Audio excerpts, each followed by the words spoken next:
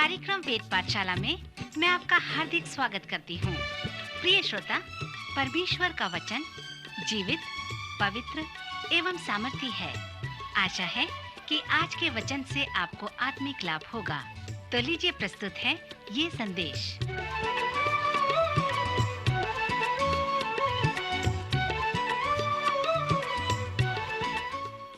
नमस्कार श्रोता मित्र, वेद पाठशाला की अगली कक्षा में आपका स्वागत है।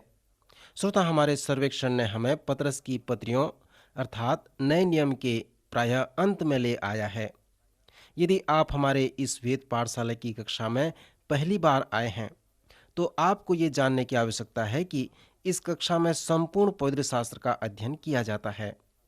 जब आप नए नियम के अंत में आते हैं और पतरस की पत्रियों को देखते हैं तो प्रेरितों के कार्य में जो पतरस है उससे एक अलग प्रकार के पतरस से आप मिलते हैं, और सुसमाचार में जो पतरस है वो भी प्रेरितों के कार्य के पतरस से अलग प्रकार का पतरस है। नए नियम में पतरस ने 3 पृथक्करण, 3 भिन्नता, परंतु वे सब एक ही व्यक्ति हैं। पतरस जिससे आप नए नियम में मिलते हैं वह सुसमाचार का पतरस है। जब वह मसीह से मिला उस समय उसका नाम शमौन था।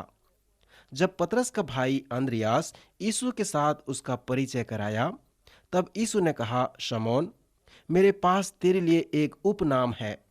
मैं तुझे अब कैफा कहकर पुकारूंगा, जिसका अर्थ है पत्थर या चट्टान, और सार है मजबूती, स्थिरता या दृढ़ता।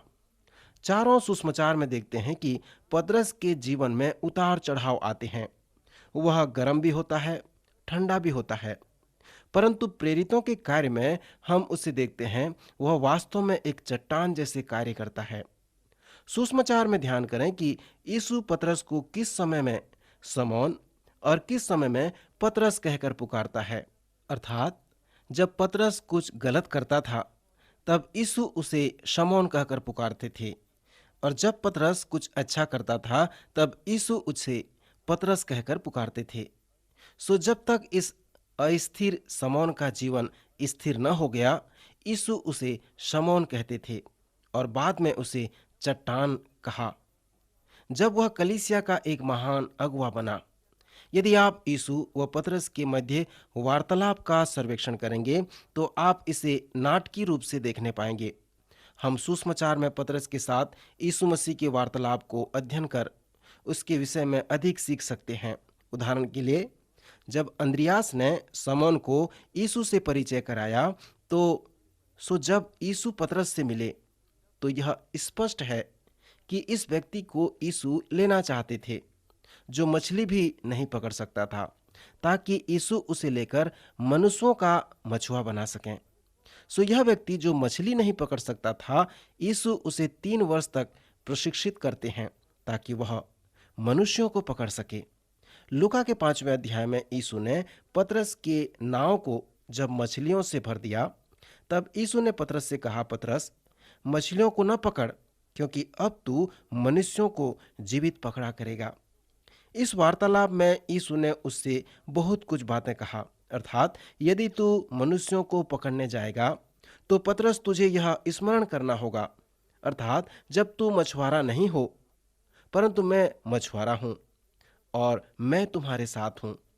फिर यीशु ने पतरस से कहा, पतरस, तुम मछलियों को नहीं पकड़ सकते, परंतु मैं पकड़ सकता हूं और मैं तुम्हारे साथ हूं। मैं तुम्हारे नाव में हूं। तुम मछलियों को पकड़ना भी नहीं चाहते हो पतरस, क्योंकि मैं नाव में हूं, इसलिए मेरी इच्छा से ही मछली पकड़ना चाहते हो। तुम्हारी इच्छा इसमें बिल्कुल नहीं है, क्योंकि मैं मछली पकड़ना चाहता हूं, इसलिए तुम भी चाहते हो। प्रभु यीशु ने इस आत्मिक रहस्य को इसलिए पतरस को सिखाया ताकि एक दिन पतरस अपने जीवन व कार्य को देख सके और कह सके, ये मैंने नहीं किया, परंतु उसने किया, क्योंकि वह मेरे साथ था। यीशु व पतरस के मध्य में जो एक सुंदर वार्तालाप है वह लूका रचित सुसमाचार के 22वें अध्याय 31 से 34 पद में पाया जाता है। इस वार्तालाप को मैं अंतर्दृष्टि या पूरी जानकारी कहता हूँ। यीशु अपने चेलों के साथ ऊपरी कोठरी में हैं और पतरस से एक सुंदर वचन कहते हैं। उस अवसर में यीशु उसे सिमोन कहकर पुकारते हैं और कहते हैं, शमौन, हे शमौन, देख, शैतान ने तुम लोगों को मांग लिया है कि गेहूं की नाई फटके, परंतु मैंने तेरे लिए विनती की कि तेरा विश्वास जाता न रहे, और जब तू फिरे तो अपने भाइयों को स्थिर करना। उसने उनसे कहा, हे प्रभु, मैं तेरे साथ बंदीगृह जाने वरन मरने को भी तैयार हूं। तब यीशु ने पतरस से कहा, हे पतरस, तू मुझसे कहता है कि आज मुर्ग बांग न देगा, जब तक तू 3 बार मेरा इनकार न कर लेगा कि मैं उसे नहीं जानता। यीशु व पतरस के मध्य की ये वार्तालाप कुतूहल उत्पन्न करने वाली वार्तालाप है, क्योंकि यहाँ पर जीवन परिवर्तन का शब्द है, फिरने का, वापस लौटने का शब्द है। जब यीशु ने पतरस से कहा, तब उसका अभिप्राय यह था कि उसने पतरस से कहा, हे शमौन, शैतान तुम लोगों को मांग लिया है कि गेहूं की नाई फटके, परंतु मैं तेरे लिए प्रार्थना की कि तेरा विश्वास जाता न रहे। पर जब तू फिरे, ये तेरा मन परिवर्तन हो, तब तू अपने भाइयों को स्थिर करना। मित्र, यह मेरे मन में 2 प्रकार के प्रश्न को उत्पन्न करता है। प्रथम, मन परिवर्तन क्या है, और दूसरा, पतरस का मन कब परिवर्तन हुआ। प्रेरितों के काम पुस्तक के प्रारंभिक अध्यायों में जो संदेश प्रचार किया गया है, उसमें लोगों को उत्साहित किया गया है कि वे मन फिराएं और अपने अपने पापों की क्षमा के लिए अपना जीवन परिवर्तित करें। श्रोता, मन फिराने का वास्तविक अर्थ क्या होता है? इसका अर्थ है ऊपर से नीचे हो जाना, बदल जाना, पूर्ण रूप से परिवर्तित हो जाना। पतरस यीशु के साथ लगभग 3 वर्ष तक रहा। फिर पतरस कब अपने जीवन परिवर्तन का अनुभव किया?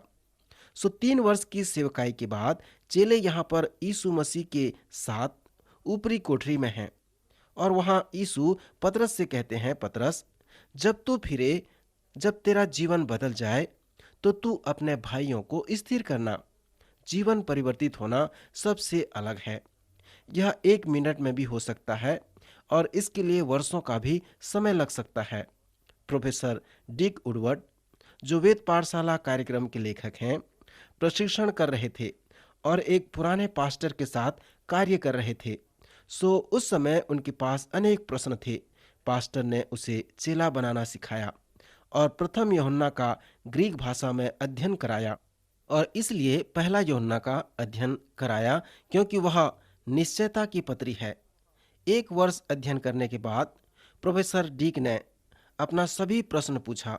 जो पुस्तक उसने बनाया था, उसमें लिखा था, डिक, शैतान की इच्छा है कि वह तुझे गेहूं की नाई फटके, परंतु मैंने तेरे लिए प्रार्थना की है कि तेरा विश्वास जाता न रहे, और जब तू फिरे या तेरा जीवन परिवर्तन हो, तो तू अपने भाइयों को स्थिर करना। उस वचन ने उसके हृदय में कार्य किया। वह उस पास्टर के साथ 1 वर्ष तक रहा, और वह लिखता है, जब तू फिरे। इस परिप्रेक्ष्य में डिक का जीवन बदल गया। मैं पूर्ण विवरण को नहीं बताना चाहता, पर अनेक वर्ष के पश्चात डिक के जीवन परिवर्तन का उसे अनुभव मिला। यह संभव है कि कलीसिया में होना, कलीसिया का अगुवा होना और जीवन का परिवर्तन न होना। मित्र, क्या आपका जीवन परिवर्तित हो गया है? जीवन परिवर्तन से आप क्या समझते हैं? जीवन परिवर्तन वो नहीं कि आप कलीसिया का एक सदस्य बन जाएं, निर्णय पत्र पर हस्ताक्षर कर दें, बड़ी बड़ी सभाओं में चेले बने और हाथ उठा दें और बपतिस्मा ले लें। परंतु जीवन परिवर्तन वो अनुभव है जिसमें आपका पूर्ण जीवन परिवर्तित हो जाए और आप उसका अनुभव कर सको। मित्र, क्या आपने कभी इस प्रकार का अनुभव किया है? पतरस जीवन परिवर्तन का अनुभव कब किया? यदि आप मूसा के जीवन के साथ पतरस के जीवन की तुलना करेंगे, तो आप कुछ विशेष बातों को जानने पाएंगे। मैंने आपसे कहा था कि मूसा ने 3 पाठ सीखा। मूसा ने सीखा कि वह कुछ भी नहीं है, फिर उसने सीखा कि वह कुछ है, फिर उसने ये भी सीखा कि परमेश्वर उसे जो कुछ भी नहीं है उसके द्वारा क्या कर सकता है। इस प्रत्येक पाठ को सीखने के लिए मूसा को 40 वर्ष लग गए। आप कह सकते हैं कि मूसा ने भी इन तीनों पाठ को सीखा था, परंतु उसे सीखने के लिए 40 वर्ष नहीं लगे। पतरस ने ये सीखा कि वह कुछ भी नहीं है, पर उसे सीखने के लिए उसे कितना समय लगा। यदि आप इस तीनों पतरस के विषय में अध्ययन करते हैं तो मैं इस प्रकार से सलाह देता हूं कि जब पतरस यीशु से मिला और यीशु उसे चट्टान कहकर पुकारा, उस समय से वह अंधेरे में जाकर फूट फूट कर रोने लगता है। वह सीखने लगा कि वह कुछ भी नहीं है। यीशु ने उसे ऊपरी कोठरी में कहा था कि पतरस, आज मुर्ग बांग न देगा जब तू 3 बार मेरा इनकार न कर लेगा कि मैं उसे नहीं जानता। और यह ऐसा ही हुआ। जब यीशु को न्याय के कक्ष में लाया जा रहा था, उसे लोग मार रहे थे, उसके सिर पर कांटों का मुकुट था, और ऐसे समय में पतरस 3 बार इनकार करता है। फिर अंधेरे में जाकर वह फूट फूट कर रोने लगता है। और यहाँ पर वह सीखता है कि वह मसीह के बिना कुछ भी नहीं कर सकता है। पुनरुत्थान के बाद यीशु अपने भाई याकूब पर प्रकट हुए और याकूब का जीवन बदल गया। फिर वह चेलों के समक्ष 2 बार प्रकट हुए, फिर 500 लोगों के समक्ष प्रकट हुए, और फिर वह पतरस के समक्ष प्रकट हुए, जिसे हम यूहन्ना रचित सुसमाचार के 21वें अध्याय में पाते हैं। वहां पर यीशु पतरस से पूछते हैं, क्या तू इन लोगों से बढ़कर मुझसे प्रेम रखता है? उस ऊपरी कोठरी में 7 लोग थे, जहां पर बड़े गौरव के साथ पतरस ने यीशु से कहा था कि प्रभु, यदि सब तुझे छोड़ दें तो छोड़ दें, पर मैं तुझे नहीं छोड़ूंगा। सो इस कारण यीशु से पूछते हैं, पतरस, क्या उन सब से बढ़कर तू मुझसे प्रेम रखता है? यहाँ पर यीशु अगापे प्रेम के विषय में बातें कर रहे थे, अर्थात पूर्ण समर्पित होने वाला प्रेम, परमेश्वर का प्रेम। पतरस ने उत्तर दिया, हाँ प्रभु, तू तो जानता है कि मैं तुझसे प्रीति रखता हूँ। यहाँ पर पतरस घमंड के साथ नहीं कह रहा है, क्योंकि वह अब टूटा हुआ व्यक्ति है। फिर यीशु ने कहा, मेरे मेमनों को चरा। यीशु उसे ये कहना चाहते थे कि तेरे जैसे लोग की मुझे आवश्यकता है, जो जाने की असफल होना क्या है, उसे उसका अनुभव हो, ताकि वह मेरे मेमनों को चरा सके। सो पतरस जब अपने असफलता के लिए अंगीकार किया, प्रभु ने उससे कहा, मेरे मेमनों को चरा। फिर प्रभु ने उसे दूसरी बार और तीसरी बार भी इसी प्रकार पूछा कि क्या तू मुझसे प्रीति रखता है?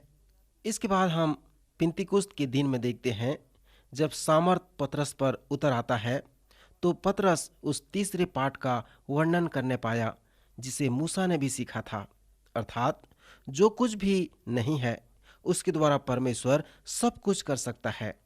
मित्र, क्यों पवित्र आत्मा पतरस के द्वारा उस पिंतीकुस्त के दिन में कार्य किया, और क्यों यूहन्ना, याकूब, अंद्रियास के द्वारा कार्य नहीं किया?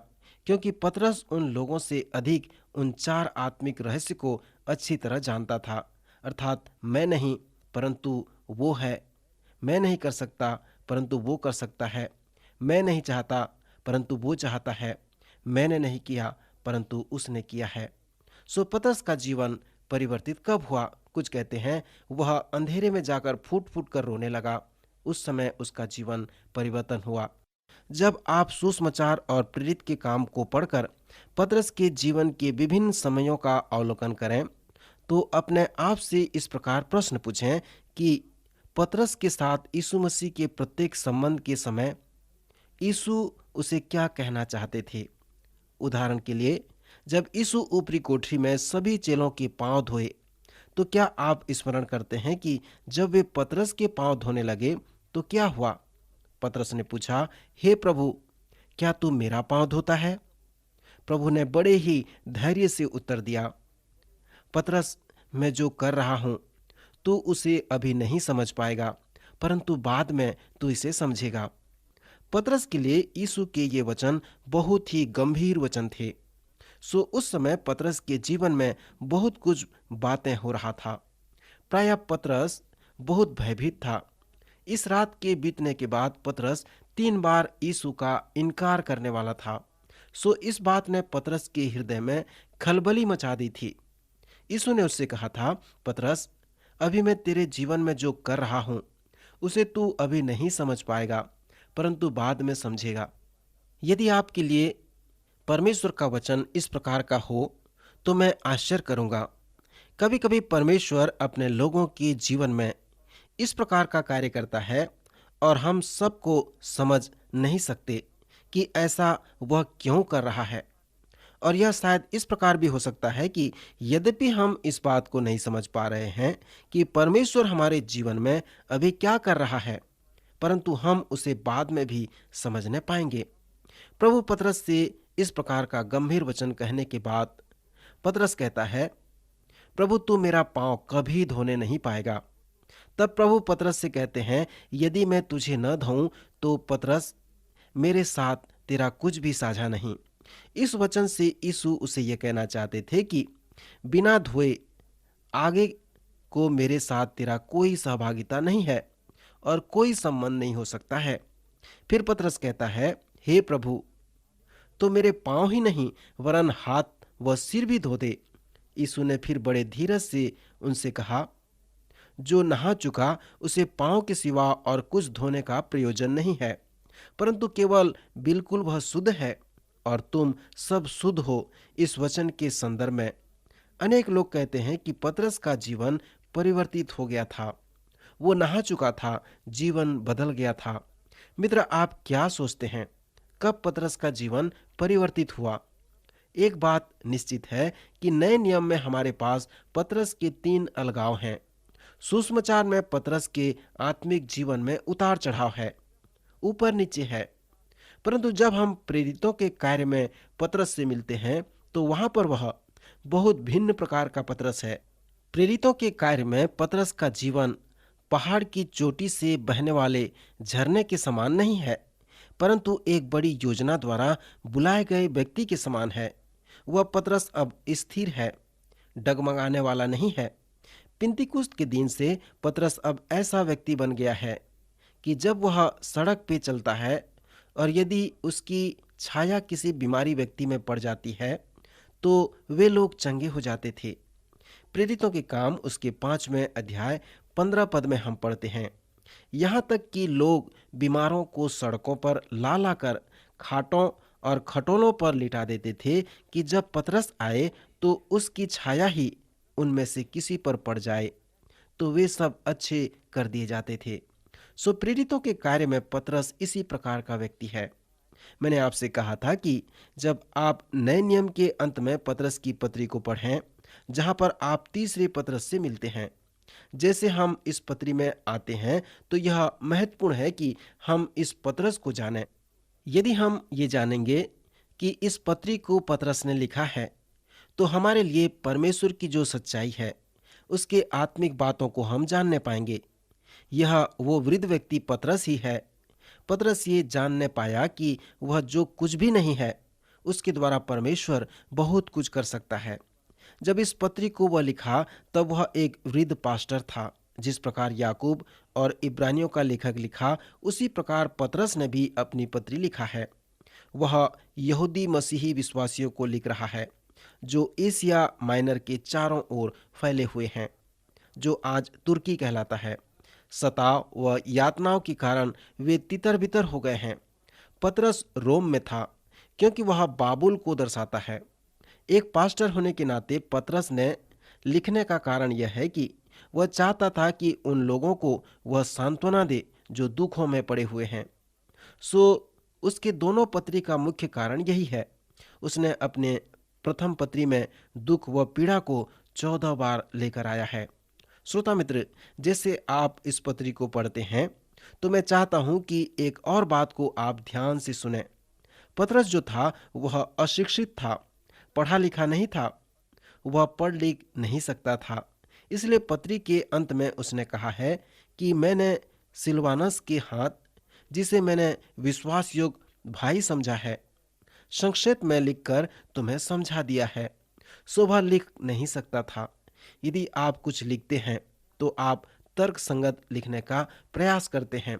आप अनुच्छेद में लिखते हैं, फिर आप उसे पढ़कर देखते हैं, फिर अगला अनुच्छेद लिखने लगते हैं। इस प्रकार आप करते जाते हैं। जिस प्रकार पौलुस ने रोमियो की पत्री लिखा, इब्रानियों के लेखक ने लिखा, उसी प्रकार आप तर्क संगत लिखते हैं, क्रमानुसार लिखते हैं। परंतु पतरस ने अपनी पत्रियों को इस प्रकार से नहीं लिखा। यद्यपि वह अनपढ़ था, परंतु वह यीशु मसीह के साथ 3 वर्ष तक रहा था और उस समय बहुत कुछ सीखा था, अर्थात अनपढ़ होकर भी प्रशिक्षित हो गया था। उसका जो मुख्य उद्देश्य था वो परमेश्वर के साथ उसका संबंध और साथ ही साथ विश्वासियों के साथ उसका संबंध बना रहे। यीशु ने पतरस को जो चुनौती दी थी कि उस चुनौती के अनुसार वह भेड़ों को चरा रहा था, भेड़ों की रखवाली कर रहा था। मित्र, इस वृद्ध व्यक्ति पतरस जो पास्टर था उसकी ओर कल्पना करें। वह अपने विश्वासी भाई सिलवानस के साथ बैठा है, हाथ जोड़ा है और अपने हृदय से उन गंभीर सच्चाइयों को उसे बता रहा है जो आज हमारे पास उसकी पत्री है।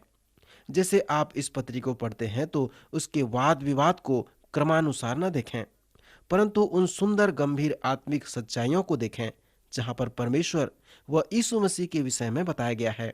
कभी कभी पतरस एक विषय से दूसरे विषय में चला जाता है और कभी कभी उसने उन आत्मिक सच्चाइयों को बताया है जिसे समझना कठिन है।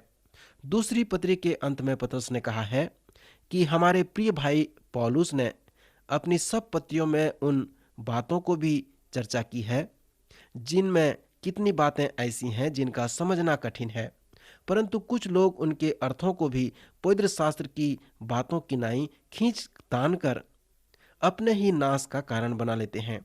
एक विद्वान को कहते हुए मैंने सुना, जब पतरस और पौलुस स्वर्ग में मिले, पौलुस पतरस से बातें करना चाहता था क्योंकि पतरस ने पत्री में कुछ बातें की थी जिसे समझना कठिन था।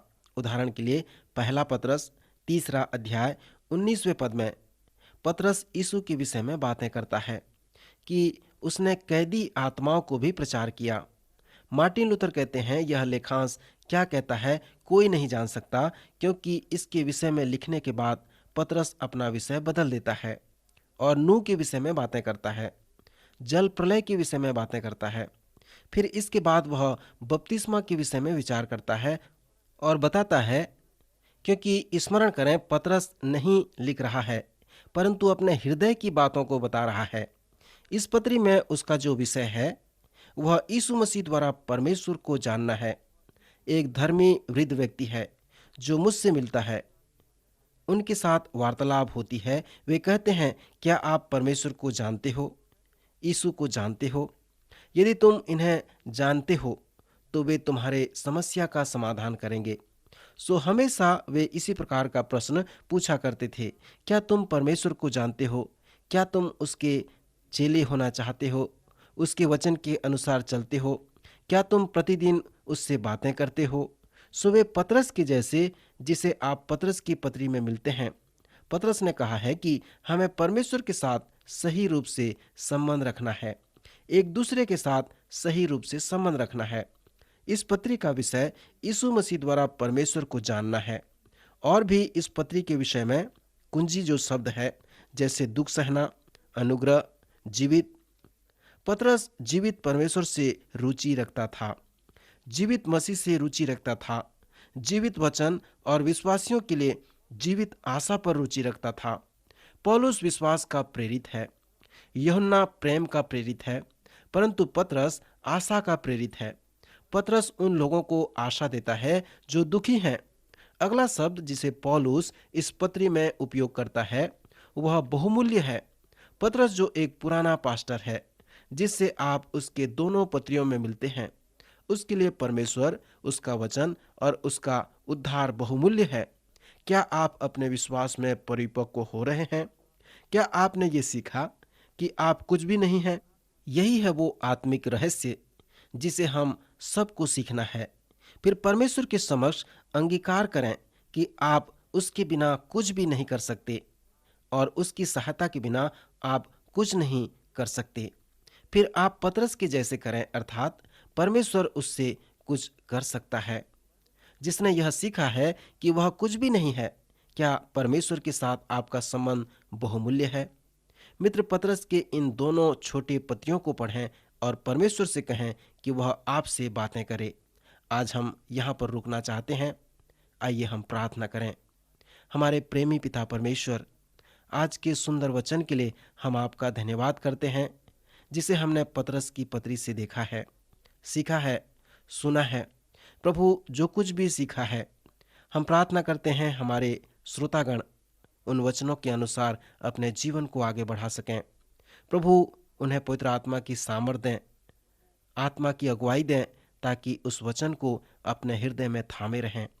हम प्रार्थना करते हैं यदि कोई दुखी हैं, किसी उलझन में पड़े हुए हैं, तो प्रभु आप उनकी सुधि लें, उनकी रक्षा करें, उनके सारे दुखों को दूर करें, सारे संकटों से उन्हें बचाएं।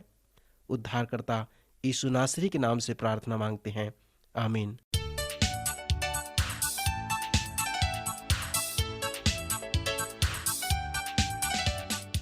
आज का कार्यक्रम सुनने के लिए हम आपको धन्यवाद देते हैं। श्रोताओ, आत्मिक विषय से संबंधित कोई सवाल आपके मन में है तो आप अपने सवालों का जवाब इस पते पर प्राप्त कर सकते हैं।